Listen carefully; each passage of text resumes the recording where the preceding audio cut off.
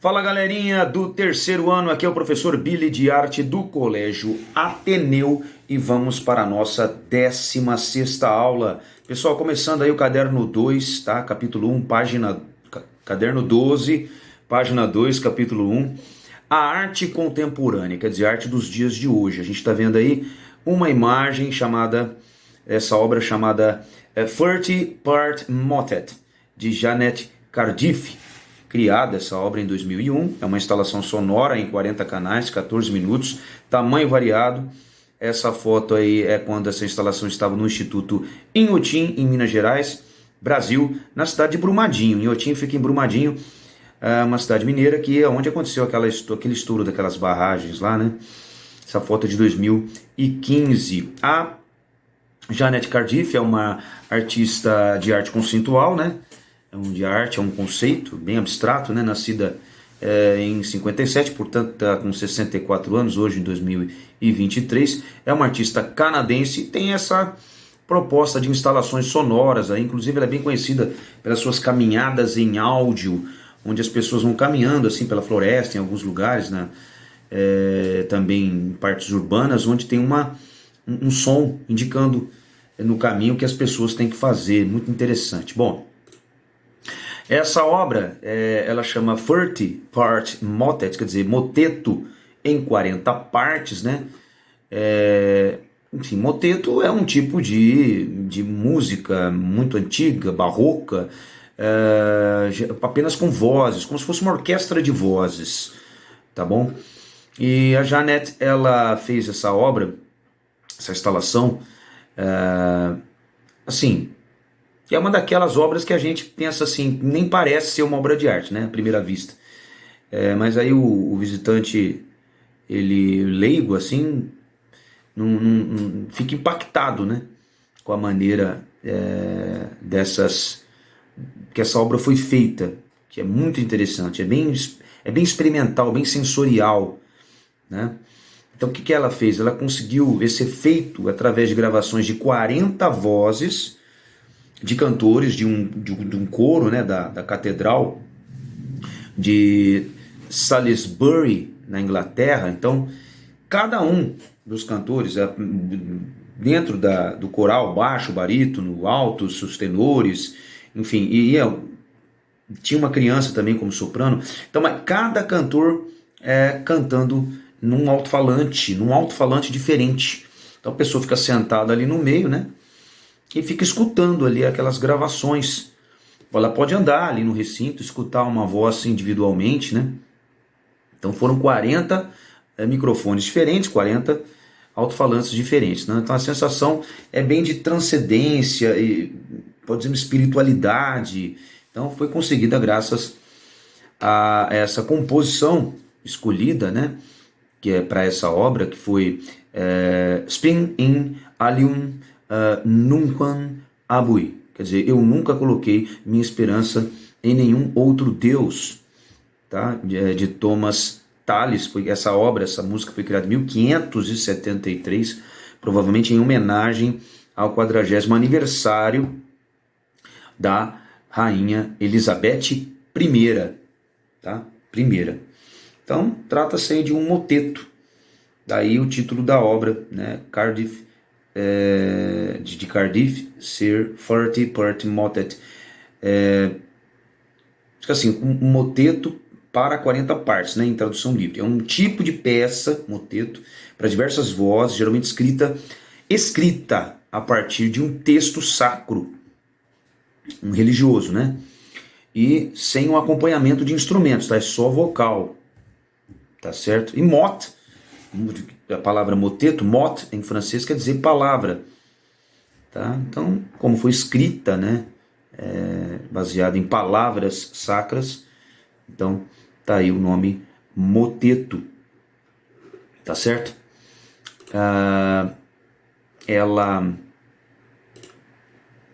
Janet Cardiff, ela tem o apoio justamente do seu marido e companheiro também de obras de arte, o George Burris Miller, que é um grande colaborador. Bom, pessoal, Dá uma olhadinha aí como é que funciona essa obra de arte. É interessante a gente ver.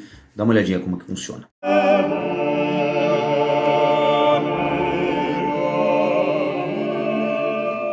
So it's a virtual choir singing a piece of music from the mid-1500s by Thomas Tallis called Spaminalian. I was attracted to the piece of music because of the complexity of it, being 40 different harmonies, the emotional beauty of it. I saw it as a sculpture, so that when you walk into the space, the sound is so three-dimensional for you that it's like walking into a piece of music. Observe a imagem de abertura, como a gente viu, né? Você já viu alguma obra parecida com a da foto? O que ela representa? Quais são os significados que podem ser atribuídos ao conjunto? Todos os elementos da cena têm alguma utilidade para o todo? Cada um tem, né? Então, nesse capítulo, as diversas vertentes das artes visuais na contemporaneidade serão apresentadas como uma amostra da variedade de desenvolvimentos artísticos desencadeados a partir do advento da arte conceitual. Também estarão presentes as manifestações contemporâneas da música e como tais modalidades foram beneficiadas pelo avanço técnico e tecnológico. Finalmente, será abordado o audiovisual na atualidade, igualmente enriquecido e impulsionado pelo desenvolvimento das mídias digitais. Bom, vertentes da arte contemporânea. Então, a arte contemporânea é a modalidade artística mundial. Seu marcador temporal envolve o surgimento da arte conceitual na década de 60, com a desmaterialização do objeto artístico. Quer dizer, a obra de arte deixa de ser apenas um objeto, um elemento físico, e passa a se deslocar para o campo das ideias, do texto e das propostas criativas. Então, o que importa é a criatividade, é a mensagem, tá? É a ideia original, e não necessariamente um objeto, um quadro, uma escultura física, algo físico. Então, dessa forma, as possibilidades expressivas e transversalidades técnicas dos artistas expandiram-se espontaneamente, exponencialmente, de forma forte. Então, por exemplo, nessa obra aí, a Determination of Where What Falls Offside Wrist, quer dizer, do artista Lawrence Weiner, feito em 2007, é um exemplo de arte conceitual. Bom, traduzindo, o que quer dizer o nome dessa obra, chama-se Uma Determinação de Onde Fica o Impedimento. É o nome dessa obra.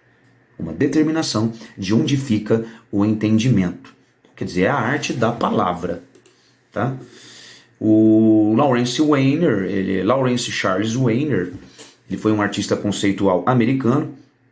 Ele foi uma das figuras centrais na formação da arte conceitual na década de 60. Seu trabalho frequentemente tomava a forma de textos, né, impressos, né, e colados nas paredes dessa maneira, e de outras maneiras também. Dessa forma tipográfica, né, quando é a arte da palavra. A tipografia é quando você envolve a linguagem escrita, legível, atraente, quando ela é exibida. Isso envolve aí a seleção dos tipos de letra, tamanho, ponto, comprimento de linha, enfim, espaçamento, etc. O Lawrence Charles Weiner, ele faleceu aí com 79 anos, tá? Grande mestre da arte conceitual, da palavra. Ele faleceu aí, não se sabe exatamente do que ele faleceu, mas suspeitam, vamos dizer assim, suspeitam que ele tenha falecido de câncer. Que ele tinha, né? Um problema de cancro, né? Bom. Resultados materiais e perenes, como pintura, escultura, gravura e desenho, podem estar presentes também na arte contemporânea, mas não são mais seus únicos suportes e maneiras de se apresentar. Então, o trabalho de arte contemporânea também pode exigir, por exemplo, na forma de uma projeção, de uma intervenção temporária, de uma performance, por exemplo. Performance é um tipo de arte contemporânea que o artista está ali, geralmente, desenvolvendo a arte na frente do público, tá? Parecido com um teatro. Ou mesmo utilizar materiais orgânicos e ser efêmero, quer dizer, durar pouco. O material orgânico, ele apodrece. Então, diante disso, uma vertente da arte contemporânea chamada arte povera, que é arte pobre, se dedicou ao uso de materiais pouco convencionais para sua concepção. Elementos da natureza, sim, lixo, fluidos corporais, alimentos e uma grande variedade de matéria orgânica tornaram-se ferramenta para a criação artística. Lembrando que, lógico, para se perdurar, isso é registrado em fotos e vídeos. Uma característica central desse estilo é a efemeridade dos trabalhos, ou seja, não é possível conservá-los por muito tempo. Artistas como Piero Manzoni, Giuseppe Pennoni, Arthur Barrio, Andrés Serrano, Mário Mers e Ione de Freitas podem ser incluídos como produtores de obras relacionadas à arte povera. Aí, por exemplo, vocês podem ver essa arte povera, casca de ovo com impressão digital, de Piero Manzoni, feita em 1960. Quer dizer, um ovo cozido dentro de uma caixinha de madeira com uma digital impressa, tá? De uma série não quantificada. A gente não sabe a quantidade de obras que foram feitas. O Piero Manzoni, com esse nome dá para entender que é um artista italiano, célebre por suas obras conceituais, como resposta direta ao trabalho de artistas conceituais. Ele fez uma obra chamada Merda de Artista, merda mesmo, fezes, merda de artista, dentre outras tantas, né, que chegaram a ser vendidas por mais de 1 milhão de libras. Sim, merda de artista. Como é que era essa obra aí? Merda de artista era um trabalho que consistia de 90 latinhas dessa aí, 90, industrializada, né, com a merda do próprio artista dentro da latinha, tá? Traduzidas aí para várias línguas, francês, inglês, alemão, enfim. E influenciada, lógico, essa ideia era influenciada pelos ready-made, né, do Marcel Duchamp, aquela ideia do ready-made, né, que pegar um material industrial e torná-lo, elevá-lo à arte, né. E Manzoni, ele vendia essas latinhas de fezes a preços assim, a peso de ouro, né. Então, tem uma latinha aí que foi vendida por 275 mil euros. Então, lógico, algumas latinhas acabaram por explodir, né, devido à corrosão e os gases, né, contidos dentro da latinha que as fezes proporcionam. O que muitos não sabem é que este projeto revolucionou o mundo das artes, né? A arte ganhou uma nova dimensão aí e um novo sentido, pois deixou de ser a técnica, o talento do artista não precisava existir mais propriamente dito, mas era o conceito, né? Era a criatividade, era a ideia, né? É o significado da arte, né, que era importante. O Piero morreu com 29 anos, tá? 29 anos, vítima aí de um infarto, lá no seu ateliê em Milão. Morreu jovem, né? Bom,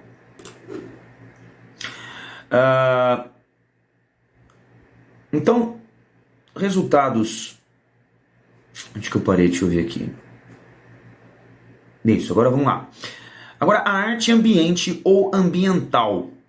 A arte ambiente ou ambiental não faz referência a um movimento artístico particular, mas sinaliza uma tendência da arte contemporânea que se volta mais decididamente para o espaço, incorporando-o à obra e ou transformando-o, seja ele o espaço da galeria, quer dizer, dentro de um museu, o ambiente natural, quer dizer, na rua ou na floresta, na praia, num lago ou em áreas urbanas, evidentemente dentro das cidades, nas ruas, diante da expansão da obra no espaço, quer dizer, esses espaços também fazem parte da obra, são suporte para a obra, né? O espectador é convocado a se deslocar dentro dela, a se colocar dentro dela, fazer parte também, experimentando-a fisicamente, com seus sentidos, entrando na obra, enfim, fazendo parte. Não como observador, né, distanciado, quer dizer, olhando apenas, mas parte integrante do trabalho. Então a noção de arte ambiente entra no vocábulo da crítica nos anos de 1970 com sentido amplo, designando obras e movimentos variados. Então veja bem, a arte de hoje em dia, pessoal, a arte contemporânea, ela é uma arte, é uma ideia. A ideia tem mais a ver com a materialidade, com, enfim, com o objeto em si. A participação do público, 90%, tá, é fundamental. O público usando seus sentidos faz parte da obra. Se o público não participar, de repente a obra está inacabada. Tá? Então essa é a ideia da arte de hoje em dia. Então uma expansão da arte ambiente ou arte ambiental, que é feita nas ruas, enfim, fora do ambiente, enfim, fora do ambiente tradicional, é a land art, né? Que se refere às obras em grande escala instaladas no espaço urbano ou natural. Artistas como Robert Smithson, Walter de Maria, Christo e Jenny Claude, também tem a Nancy Holt e Michael Weiser, testaram os limites da arte institucionalizada, trocando a galeria pela experimentação da natureza a partir da década de 1960, porque a land art é feita na natureza, né? Uma obra referência da land art é Lightning Field, feita em 1977, o ano que eu nasci, de Walter de Maria, que consiste em uma sequência de 400 postes de aço inoxidável, quer dizer que é difícil de enferrujar, instalados no deserto perto de Quemado, no Novo México, nos Estados Unidos. O local foi escolhido por suas frequentes tempestades com raios, pelas quais a obra é ativada, e pela ausência de interferências humanas no meio ambiente. Então tá aí, ó, a obra, quer dizer, os raios fazem parte da obra de arte nesse caso aí, tá? Aí, ó, Lightning Field, que quer dizer campo relâmpago, né? Tradução literal aí, de Walter de Maria. Escultura de aço inoxidável, em Quemado, Novo México, nos Estados Unidos, né? Bom, o Walter de Maria, ele foi, né, falecido. Ele foi um escultor, ilustrador e compositor, tá? Músico americano que viveu e trabalhou na cidade de Nova York. Essa prática artística dele está ligada à arte minimalista também, que é onde o mínimo pode ser arte, que é uma arte abstrata também, né? Apenas o essencial pode ser arte, tá? E a arte conceitual que a gente está vendo, né? Agora com uma land art.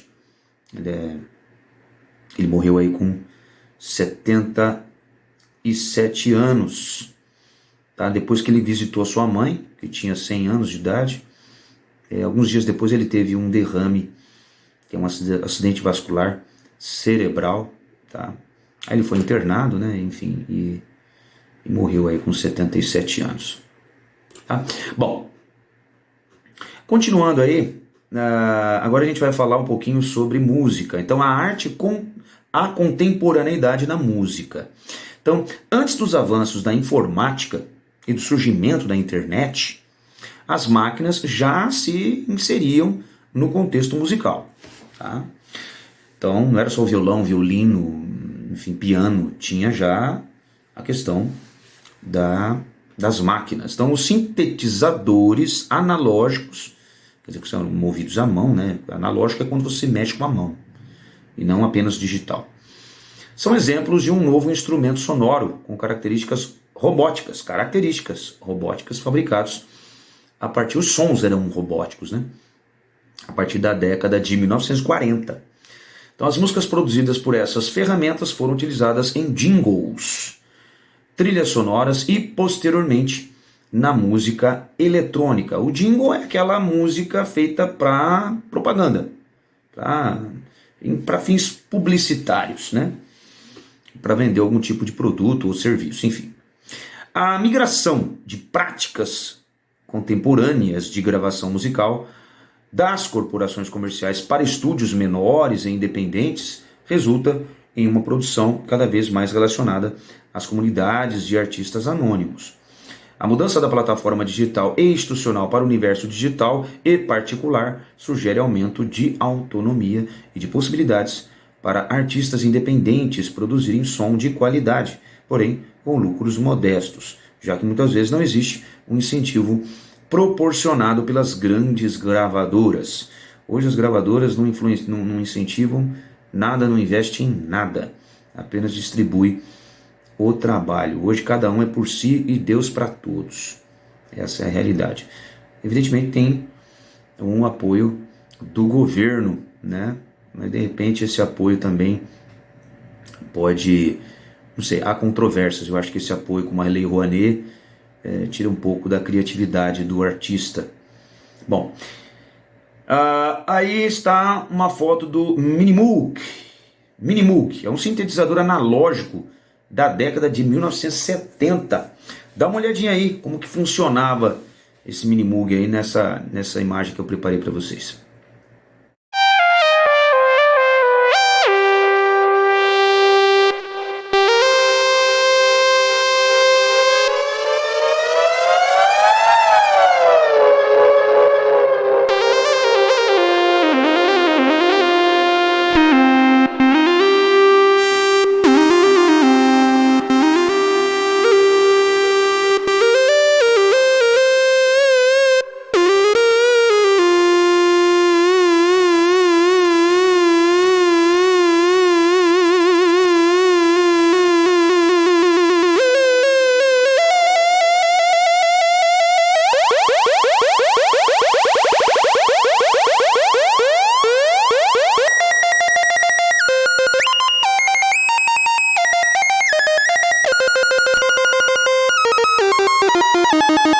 Bom, direto e reto, sampler ou sampler, tanto faz, nada mais é do que a amostra de sons, sendo eles trechos ou partes inteiras de músicas já existentes, instrumentos de forma isolada ou até sons do dia a dia, como o trem passando nos trilhos, uma buzina ou a chuva no telhado. Essa ideia surgiu na década de 1940, quando uma galera decidiu fazer músicas através de pequenas amostras de sons já gravados, o que inicialmente era chamado de music concrete. Com o surgimento da cultura hip hop no final dos anos 70 e começo dos 80, os recortes musicais começaram a ganhar mais espaço entre os produtores. A história conta que os DJs, os disc jockeys, né, alteravam as músicas que tocavam nos bailes. Isso tudo na era do analógico, hein? E em apresentações ao vivo. Um dos primeiros trampos, vamos dizer assim, é atribuído aos produtores Grandmaster Flash e The Furions 5, na música Freedom, que utilizou trechos da música Get Up and Dance, do grupo Freedom. Se você ouvir as duas músicas, vai conseguir identificar essa semelhança. Dá uma olhadinha aí para vocês entenderem.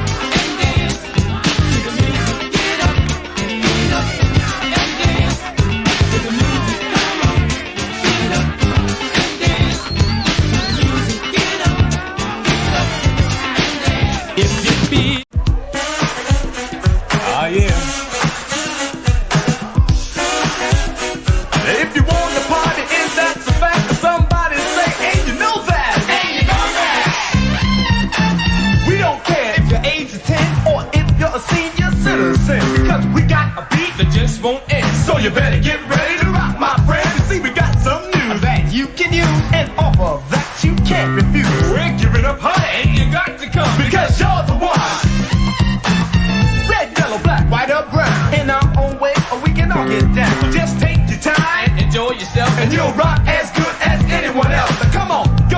olhadinha nesse vídeo aí, pessoal, que eu separei para vocês, do músico violinista, né? Arthur Lawton, no canal dele, um canal bem legal chamado Como Tocar Violino, mas ele explicou o que é um sampler e como usar um sampler, né? Eu fiz um resuminho aí e ele explica bem direitinho, olha que interessante. Já pensou se existisse um instrumento que eu pudesse tocar com qualquer som de outro instrumento de verdade, não um tecladinho assim, um som de verdade realmente. Tipo, por exemplo, se eu pegasse esse violino aqui e falasse, eu quero tocar estilo Kennedy mesmo, sabe, aquele sax assim, pá, aperta o botãozinho aqui, ó, e toca.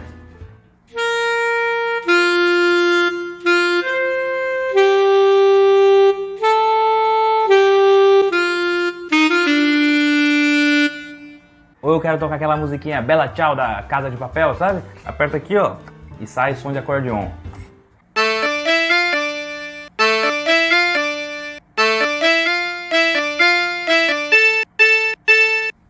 Nesse caso específico do violino, só é possível tocar desse jeito com edição, realmente.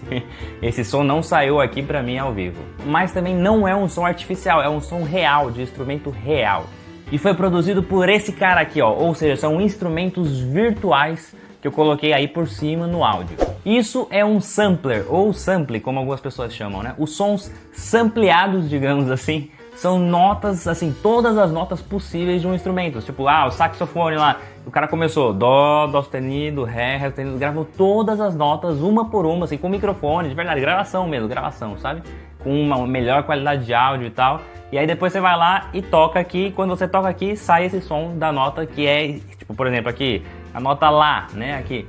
Então eu toco esse Lá e ele toca a gravação do Lá do saxofone. Aí, tendo gravado todos os sons possíveis do instrumento, se cria um negócio chamado library, ou biblioteca, né? Que isso daí é um arquivo que junta toda essa informação sonora e transforma de um jeito que você consiga reproduzir controladamente, né, aqui. Não somos nós, assim, meros mortais, que criamos essas bibliotecas, né, essas libraries. São empresas, né, sérias, tal, que gravam, dedicam um bom tempo naquele negócio. E aí você pode comprar algumas bibliotecas ou você pode procurar as bibliotecas que são disponibilizadas gratuitas aí pela internet. E aí, tendo então essas bibliotecas, né, que armazenam todos esses dados aí dos sons, você precisa ter um programa para você poder usar elas, né? Eu uso um que se chama Kontakt, ele é pago, custa $399, é bem carinho aí, mas assim, digamos que por baixo dos panos você consiga aí uma versão pirata. Não estou incentivando ninguém, só estou informando que existe essa possibilidade. Após abrir essa biblioteca, você precisa ter um instrumento, né, um controlador dessa biblioteca, que vai ser através daquela famosa saída MIDI. Pode ser um carinha desse daqui, que é chamado de controlador MIDI realmente, ou um teclado, contanto que ele tenha saída MIDI também. Existe violão também com essas entradas MIDIs. Tem saxofone, não parece muito saxofone, mas é um saxofone com entrada MIDI também. Então, e você pode até usar até o seu próprio celular aí, se você baixar um programinha chamado MIDI Keyboard, né? Teclado MIDI, e você ligar o seu celular lá no computador e colocar nessa opção aqui, ó, que é a opção MIDI também. Então você vai poder controlar pelo seu celular. 11 estúdios, né, caseiros, que até hoje existem, improvisados, têm por meio do acesso à internet e das tecnologias disponíveis para os computadores pessoais, um potencial para o alcance de uma rede muito maior, capaz de consumir e produzir material criativo original para um público global favorecido pelos serviços de streaming.